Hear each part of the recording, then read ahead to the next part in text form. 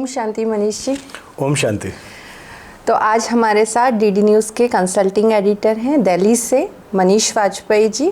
हम जानेंगे, वो ब्रह्मा कुमारी से लंबे टाइम से जुड़े हुए हैं, तो थोड़ा सा जानते हैं किस तरीके का उनका अनुभव रहा ब्रह्मा कुमारी के साथ। मनीष जी।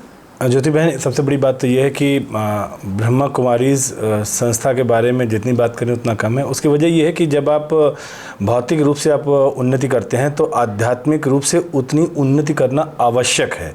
मैं ये नहीं कहूँगा कि बस मन की बात थी मैं आ गया। मसला ये है कि जीवन में जब जितने ज़्यादा आप आगे बढ़ते हैं तो होता ये है कि आपके भौतिक दुनिया में या जो सांसारिक वातावरण है इसमें बहुत कुछ ऐसा होता है जो आपके मन मस्तिष्क को नकारात्मक रूप से प्रभावित करता है। तो नकारात्मक रूप से जब आप जहर ले रहे हो आप, तो कहीं ना कहीं से आपको अमृतपान भी करना पड़ेगा। तो जीवन में संतुलन चाहिए, भौतिक रूप से भी और आध्यात्मिक रूप से।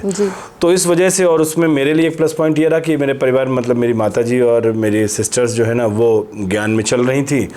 तो बस वो कहते हैं ना कि जो बेल या जो लता होती है ना किसी किसी सहारे से आगे बढ़ती चली जाती है, तो बस मैंने उनका सहारा पकड़ा और मैं आगे चलता चला गया और आज आपके सामने यहाँ बैठा हुआ हूँ। जी, आप as a media person spiritual awakening कितनी ज़रूरी है? It's not only particular about the media person, it's all over the field. मतलब मैं ये कहूँगा कि जीवन के हर क्षेत्र में, किसी भी व्यवसाय में, मैं तो कहता हूँ कि कोई व्यक्ति अगर चाट का ठेला लगाता है तो वो अगर ईश्वरीय भाव से उस भोजन की सामग्री का निर्माण कर रहा है, उस आध्यात्मिक मना स्थिति में अगर निर्माण कर रहा है, तो मुझे लगता है एक तो प्रभु का आवाहन भी होता है, वो भोजन ना रहकर प्रसाद हो जाता है। और फिर कहीं ना कहीं जब वो अपने ग्राहकों को उसको वितरित करेगा या उसकी विक्रय करेगा तो एक पॉजिटिविटी के साथ, मतलब ईच एंड एवरी आप लेवल पे आप देखोगे तो इसमें एक आपको एक पॉजिटिविटी नजर आएगी। तो चाहे वो डॉक्टर हो, चाहे वो व्यापारी हो, चाहे मीडिया कर्मी हो, शांति किसे नहीं चाहिए? कौन आदमी सुकून से सोना नहीं चाहता? कौन नहीं चाहता कि भाई हम 8 घंटे कम से कम कोई डिस्टर्बेंस ना हो? लेकिन मतलब ऐसे भी लोग हैं जो कि शायद उनको 8 घंटे की नींद नसीब नहीं है ढंग से। तो मुझे लगता है इसलिए हर क्षेत्र में आध्यात्मिकता होना ज़रूरी है और आध्यात्मिकता के माध्यम से मन की शांति बहुत ज़रूरी है। आजकल एक ऐसा माना जाता है कि यूथ एक एज होती है, कहते हैं कि स्पिरिचुअलिटी के लिए भी एक एज है, यंग एज में अभी कहाँ तुम इस रास्ते पे आ गए हो। ये बहुत पुरानी कहावत है। मुझे लगता है कि अब जितना ज़्यादा यंगस्टर्स इस तरफ आ रहा है, बुजुर्ग तो अब छोड़ के जा रहे हैं। मैं आपको बता दूं, अब आपको ज़्यादातर जगहों पे आपको यंगस्टर्स नज़र आएंगे। क्यों? क्योंकि हर चीज़ समय से पहले हो रही है। मतलब बच्चे ना रहकर सीधे बड़े हो रहे हैं, मासूमियत उनकी ख़त्म हो रही है। और जब वो बच्चे तुरंत बड़े ही दिखने लगते हैं तो सवाल ज़्यादा है तो जहन में उनके कहीं ना कहीं तनाव ज़्यादा है, और तनाव ज़्यादा है तो तुरंत उन्हें रेमेडी भी चाहिए। तो इसलिए मैंने ही देखा है, और मेरा अपना व्यक्तिगत अनुभव भी बहुत ज़्यादा है कि यंगस्टर्स ज़्यादा आ रहे हैं, और वो इसलिए आ रहे हैं क्योंकि वो दूसरी दुनिया में बहुत व्यस्त हो रहे हैं। 22-23 साल में उन्होंने इतने करोड़ का पैकेज, अब इतने करोड़ का पैकेज, तो जाहिर सी बात है काम है, प्रेशर है वहाँ पे, और जब प्रेशर है वहाँ पर तो फैमिली लाइफ भी है, तो बैलेंस कैसे करें? तो वो स्पिरिचुअलिज्म में आ रहे हैं। माध्यम अलग अलग हो सकते हैं, संस्थाएं अलग अलग हो सकती हैं, कोई गुरु की शरण में होगा तो किसी संस्था की शरण में होगा, लेकिन कहीं ना कहीं वो स्पिरिचुअलिटी को या उसकी महिमा को, उसकी महत्ता को स्वीकार कर रहे हैं।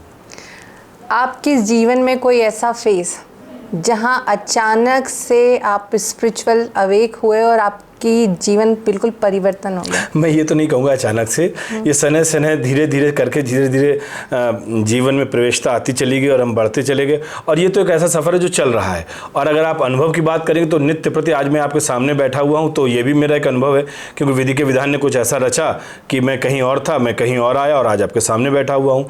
तो मैं कौन होता हूँ कुछ करने वाला? मतलब मैं, अगर कोई कहानी लंबी हो जाएगी, मैं कहीं बहुत व्यस्त था किसी काम में और ऐसे समय नहीं मिलता, लेकिन ईश्वर ने कुछ ऐसा रचा, हिसाब किताब अपना बनाया कि मैं आज आपके समक्ष हो गया हूँ। तो मैं हर कार्य में ईश्वर की अनुभूति जब आप करते हैं, हर बात में आपको लगता है अच्छा इस व्यक्ति से मिले तो क्यों मिले हम, क्या रीज़न हो सकता है?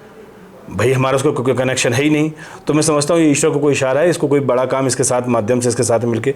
तो जीवन में नित्य प्रति बहुत सारे अनुभव हैं, मत कोई एक अनुभव ऐसा नहीं बता सकता, बहुत अनुभव है। आपने कार्य की बात की कि हर कार्य ईश्वर की मर्जी से, यानी आप कर्म के सिद्धांत को मानते? कर्म तो करना ही है, कर्म तो बेसिक है, लेकिन कर्म के सिद्धांत को, जैसे आप कर्म सिद्धांत जो आप बोल रहे हैं ना कि हमारा जुड़ा हुआ है, तो कर्म फिलॉसफी आप उसको मानते हैं? 100%। उससे तो कोई व्यक्ति इनकार कर ही नहीं सकता है। कर्म को दूसरे रूप में हम पुरुषार्थ कह सकते हैं। पुरुषार्थ का मतलब ये हुआ कि जो हम ईश्वरीय भाव में रहकर अपने निमित्त भाव से, एक साक्षी भाव से कि मुझे ये कार्य करना है, और आप उस कार्य को करते रहें। आपको जीवन में अपने व्यक्तिगत रूप से भी, व्यावसायिक दृष्टिकोण से भी, दोनों दृष्टिकोण से मैं बोल रहा हूँ, ईश्वर ने अगर आपको भेजा हुआ है, बहुत लंबा हो जाएगा हमारा आपका डिस्कशन, बिकॉज क्या है ना कि हमारे अंदर बहुत सारे ख्यालात और जज्बात हैं। बस एक शॉर्ट में आप बताइए कि आप अपने जीवन में राजयोग का अभ्यास किस तरीके से आप उसको लेकर चलते हैं, या इसका क्या आपको फ़ायदा मिला? अभी जब हम सुबह ब्रेकफास्ट के टेबल पे थे तो ऐसे एक बहन ने हमसे भी ये बात कही, तो मैंने कहा कि मैं राजयोग का अभ्यास ऐसे कि मैं बैठ पाऊँ और मैं अभ्यास कर पाऊँ, ऐसे नहीं होता है। मैं कहीं गया, किसी से मिलने गया और 10 मिनट का समय मैं ऐसे बैठ गया और थोड़ा ईश्वर का चिंतन किया मैंने, दैट इज़ कॉल्ड योग, या परमात्मा से जो भी हो। मैं भोजन करने बैठ रहा हूँ, थोड़ी देर 1-2 मिनट के लिए मैंने कहा, भोजन जब तक आया तो मैंने कहा, हे ईश्वर ये तो भोजन है, आप ग्रहण कर लोगे तो प्रसाद हो जाएगा। तो जब मेरे उससे एकीकार होने लगता है, जब मेरी उससे वार्ता होने लगती है, तो मुझे ऐसा लगता है मैं चलता रहता हूँ और उससे बात कर रहा हूँ तो ठीक है, मतलब अकेला हूँ तो क्या करना, वही हमारा साथ में है, वही से बात करना है मेरे को। तो इस तरीके से हमारा योग, दिन भर मैं योग में ही रहता हूँ और दिन भर मैं कहीं ना कहीं समहाउ मैं उससे कनेक्ट रहता हूँ, और ये रियल फीलिंग है हमारी। बहुत अच्छा, ये आपका रियल कर्म योग है, और आपसे बात करके बहुत अच्छा लगा। Thank you. बहुत बहुत धन्यवाद ज्योति बहन, बहुत बहुत धन्यवाद।